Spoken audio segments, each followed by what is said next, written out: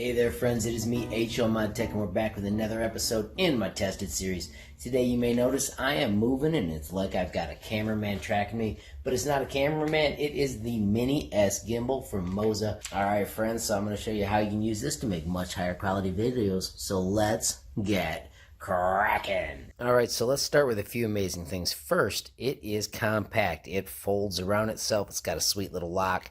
Has that stand I was using a minute ago so that it would hold itself up while it was recording me. You must charge it before you actually use it. It has got a sweet lithium-ion battery that powers the device and allows you to power your phone while you're working on it. Right over here is where you'll find the USB-C that you charge it with. Comes with the cable, the stand, and a pouch that you can store it in. Alright friends, to open it up, you unlock it and you slowly rotate it to the other side. Then you can lock it back in place. Alright, we need to unlock this as well. And then this is in what's called landscape mode. If you want it portrait mode, you just rotate it. You may have noticed that locked back in, so I'm going to open it up again. I'm going to switch it back to landscape mode because that's how I want to do mine. And now, let's connect the phone. I've taken the case off my Galaxy S9. I'm simply sliding it in, making sure I'm not touching those power buttons. Now I'm going to launch the Moza Genie app, if I can hit the button. And then I'm going to long press to power on the device. When it comes up, you can see it's in manual mode, but I want to connect it to the Bluetooth.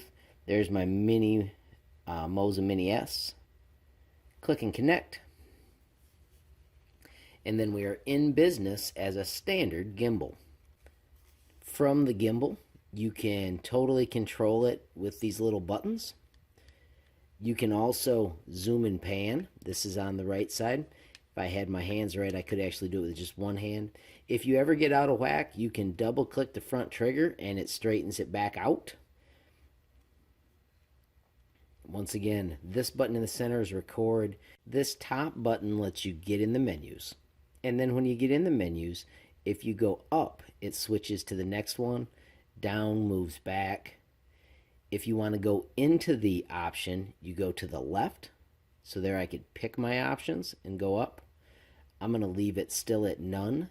But that's how you work through the menus to try all the amazing things that are available in this device.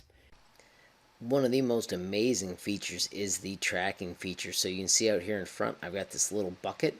And if I click the tracking button and focus on the button, now wherever I move the camera, it stays right on the bucket, just like when we were tracking my face during the intro. Alright friends, so if you're interested in one of these, I will have a link in the description down below.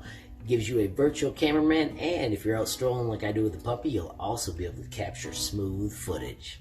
Alrighty friends, so if you found the video useful, please hit that like button. If you got a question, comment, or suggestion, add it down below. If you haven't subscribed yet, what are you waiting for? Smash that subscribe button. And last but not least, hit that notification bell if you want to be the first to know when there's a brand new video from me, HLModTech. Thanks for watching. Have a great day.